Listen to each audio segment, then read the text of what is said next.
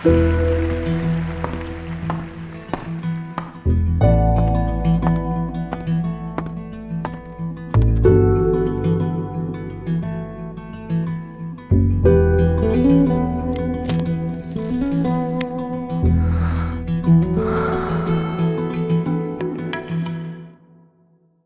peoples, how's it going? Welcome to the next Zenith update.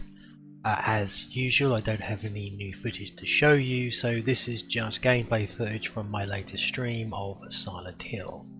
So, let's begin. So first off, we're going to talk about Silent Hill Requiem, the DVD and Blu-ray editions, and you know, what's going on with those.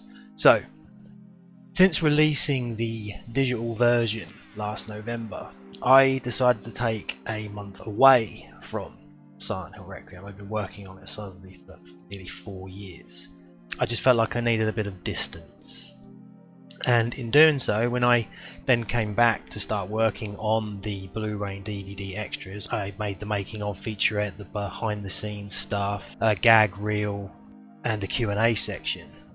I also watched the film again. I hadn't watched the film in about a month, and in doing so, when I watched the film back, I wasn't happy with some of the visuals. I think what it is one of those things where you're so close to something, sometimes you can't see little errors. Now, what I'm talking about are the small errors that you as a viewing audience probably would never have picked up on unless I specifically said, oh look, see that there? And then you'd see it every time. And I'm talking about just minor things like with the keying. By keying I mean the removing of the green from the actors in the space. Some of those keys I wasn't happy with. So over the last few months I've been going back into Silent Hill Requiem and I've been tidying up shots that I'm not happy with.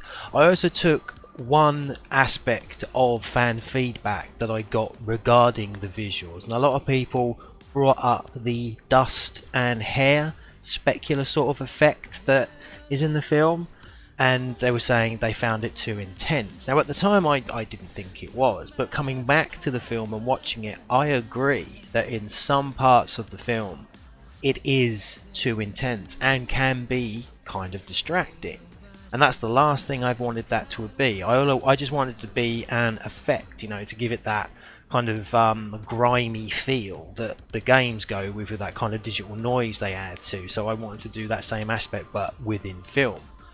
But I have to agree that in some places it was far too much, far too intense. So I've gone into a lot of the shots and I've removed it, which is an easy job. The problem is time, because going in and removing it, that takes, you know, a handful of minutes, but then I've then got to render that shot back out, which can take anywhere from 20 minutes to a couple of hours depending on the length of the shot. So, you know, as always, time is my enemy with this project. But in terms of the actual film itself, I have changed nothing. You know, the film is exactly as it was from beginning to end. I haven't changed any of the edits. I've slightly adjusted some of the sound, sort of raised some sound in some places and lowered sound in some other places that I thought maybe needed a bit of tweaking. But mostly it has just been the visuals. I've just been tidying up the visuals. Now you might be thinking, is this a bit pedantic? And well, yeah. But at the same time, I want to be able to look back on this film in, say, 10 years and say to myself, well, I could do it better now, but at the time that was the best I could have done. I don't want to be looking back and going, oh, I could have fixed that, I could have fixed that. So I hope you'll forgive me my need to be, you know, not a perfectionist. Well, yeah, a perfectionist, I suppose. My need to be a perfectionist, my need to make this film something that I've dedicated 4 years of my life to being the best possible thing I can produce right at this minute in time. So that's what the delay is me just making sure that this version that gets burnt to DVD and Blu-ray is the final version. So if you want to call it an enhanced version, go for it, but it's not like it's a director's cut or anything. There's no new footage, there's no footage been taken away. It has purely just been, I suppose, remastered. I suppose not really the right term, but it's close enough. So this will be the version that will go onto the Blu-ray and DVDs. Now, for those of you that have only ever wanted the digital copy, fear not. I will be putting this up as the new digital copy, and you will all be getting a link to that in your email inbox once it's up on the internet. In terms of time frame, I hope to be able to start working on actually building the DVD and the Blu-ray within the next 2 weeks.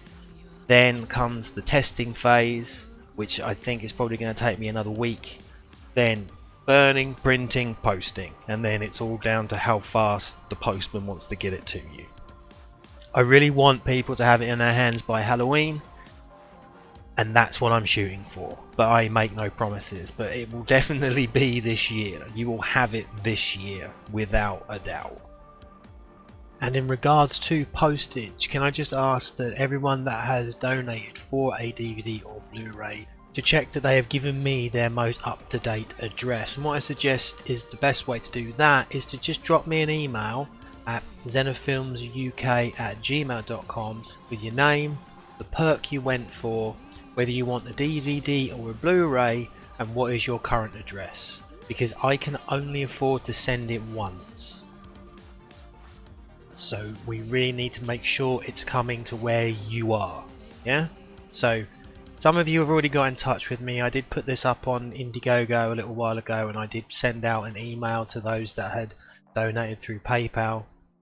Just make sure that if you've seen this and you haven't got in touch with me, send me your current address, what format you want, and which of the perks you went for, because I've had a few people that only donated for the digital copy trying to slide their name and address in under the door and saying, oh yeah, I'll have a DVD, you know. So just so my records are up to date, and we all know that you know that I know that where it's going is right. But yeah, so that's why the DVDs and the Blu-rays are not ready yet. Is because I am just making sure that I am 100% satisfied that the version of Silent Hill Requiem that you're going to get is the final ever version, because once it's done I'm never going to touch it again. I'm going to start focusing on other projects, including the sequel. So I hope you can forgive me for my pedanticness and my perfectionist, but that's kind of the way I've always been. And I just want my 4 years to be spent knowing that I made the best possible film I could make. And once you've got it, it's yours forever. So thank you for your patience and your continued support with Silent Hill Requiem. It has been a labour of love. So much positivity has come my way since releasing the film, from people that have seen it, people that donated for it. Everyone is happy with what they got. So at the end of the day, I win. Okay, moving on. Sticking with Silent Hill Requiem, let's talk a little bit about Silent Hill Lazarus. Now, Silent Hill Lazarus has had a slight, shall we say, change, which you will see. After releasing the proof of concept for Silent Hill Lazarus, I did a post on my social media about slightly adjusting some of the art style, rather than it just being all in one art style, which is what the original proof of concept was. I wanted to have two different art styles, so one that is specific when the other world is present, and one when the other world is not. And I made two posters reflecting these two art styles, and a general agreement came upon that, yeah, I think that would work. So I've gone in and I have regraded Silent Hill Lazarus, so now there are parts that are in that blue kind of icy washed out sort of colour, which is when the other world is present, and now there are scenes that are, for a lack of a better term, basically in full colour. That's done, and I'm going to be putting that up as it is itself on the YouTube channel pretty soon. And what I've been talking to with my team is the idea of doing a second crowdfunder for Lazarus. With the release of the DVD and Blu-ray for Silent Hill Requiem and the new, shall we say, proof of concept for Lazarus, we're considering doing a second crowdfunder to try to raise the remainder of the money that we need. So far we have nearly got half of the budget for Silent Hill Lazarus, $4,000, whereas we need $8,000 to do the full project. So what I'm considering doing, not this year, it will be next year. The beginning of next year, we will do another crowdfunder for Silent Hill Lazarus to try to raise the remainder of the money. And I just wanted to put this out to you guys. What do you think to that idea? We've already done one, and we only raised $2,000. But I think my timing was off. We did it in November, which is probably the worst month of the year to be doing crowdfunding. Whereas with Silent Hill Requiem originally, we did that crowdfunder in February. So I'm thinking of doing a similar thing next February. And if anyone's got any thoughts and opinions, put them down in the comments below. I appreciate everybody's input. And in terms of Silent Hill Lazarus, I am writing here and there as I get odd ideas. I jot them down. I've got about 30 pages of sort of just rough ideas on what's going to happen within Lazarus. I've got the overarching plot already. Because I wanted to go with an episodic idea, I'm working on some of the odd episodes, some of the Freak of the Week episodes that will be interspaced between the overarching plot of the series. And so getting some really good ideas. I'm going to be working again with AJ from the Gaming Muse on the script for that. She's agreed to help me again. She was my consultant for Silent Hill Requiem.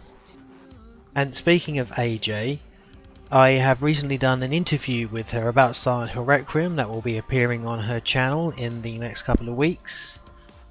And you're also going to be hearing more from her on my channel, as she's going to be joining me for my Silent Hill 4 playthrough over on Twitch, which is a nice way to then segue over to talking about Twitch. I am now an affiliate on Twitch, which is quite a surprise. I only really started streaming games so that I could then take that footage and put it on YouTube to try and encourage YouTube to give me back my monetization. That isn't working yet. I'm gonna keep trying, but I seem to be doing better over on Twitch, and now I am an affiliate. And what an affiliate means is I can basically now offer subscriptions for people if they want to subscribe. I believe the tiers are $5, $10 and $25 per month, and then those people get access to special things, you know, like subscriber only chat, subscriber only videos, special emotes that I've made for the channel when they become a subscriber to Zenithfilms Play on Twitch. And it was a surprise to get it. I was very surprised that I have been able to become, I wouldn't say that popular, but somewhat popular over on Twitch to become one of their affiliates. I've got a long way to go to becoming a partner, but it was just quite, you know, a pleasant surprise. So I'm just letting people know that if they want to become a subscriber of Zenithfilms Play, that is now available to them. Plug, plug, plug, plug. In terms of subscriber only content, I'm currently thinking about videos, not gameplay videos. I'm going to leave all Zenithfilms Play gameplay videos open to the public. But I'm thinking about very specific videos for subscribers only. One idea I have is to do commentary tracks for Silent Hill Requiem with different members of the cast and crew. The first one I'm thinking of is to do a commentary track with AJ herself, as she was the consultant and she helped me write the script. I thought it'd be nice to do a commentary track with her. And the way it will work is that we'll watch the film and we'll talk over it, and then we'll stop the film at certain points when we can discuss certain things and then start the video up again. So it'll be very much a sort of start-stoppy look at the process of creating Silent Hill Requiem from scratch. And then I'm going to talk to other cast members to see if I can do the same. So that will be sort of a running theme with subscriber only video content. It'll be very specific to the work I make and to the people I work with. I just need to run this idea by everybody, and then it's just setting it up. So that'll be one aspect of subscriber only content over on Twitch. Coming back to the YouTube channel, I have been promising Zenithfilms reviews to go along with Zenithfilms Play, and I'll be totally honest with you, working full time on getting this Silent Hill Requiem DVD and Blu-ray ready, doing the streaming in the evening, I just haven't had the time to write any of the reviews. I'm hoping to get one out at least by the end of the year, and that will be for Blade Runner. It will be a concise look at all the different versions of Blade Runner, specifically looking at the 1992 Director's Cut, which is my #1 favourite film. So apologies on the delay, I'll get to it as soon as I can. So that pretty much wraps up this Zenith update. I hope it's been informative for you and all the news you got is the news that you wanted. So just before I let you go, it's time to plug my Patreon page. We are now raising $127 per month over on Patreon, which is amazing. Words cannot describe my gratitude towards those fans of Zenithfilms that are willing to help us out financially. Each month that money goes into the kitty for budgets for future projects, meaning that I'm going to be able to make bigger and better films moving forward. And just wow, it's pretty much the only way I can put it. I know it sounds a bit soppy, but I never thought I'd be able to raise any money for my work, and the fact that I can raise money per month is something I never ever expected. So if you want to become a patron of Zenithfilms, there are several different tiers starting from $1 through to $50. Each tier comes with different perks.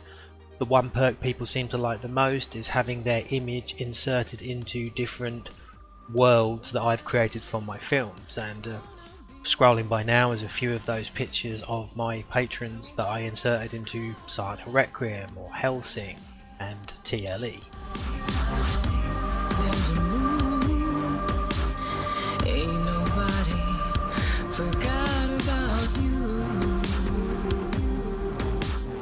And now I'm just going to wrap up by thanking my current patrons over on Patreon. Andrew Key, Jason S. Perry, Sylvia Garcia, Christopher Bronor, Marius Joachimorth, Janny Newmanen, Amy Ballett, Everything Horror Podcast, Britt Cole. So, I hope this has found you well. I wish you all the best with whatever you're up to right now and moving forward. Thank you for watching. Catch you next time.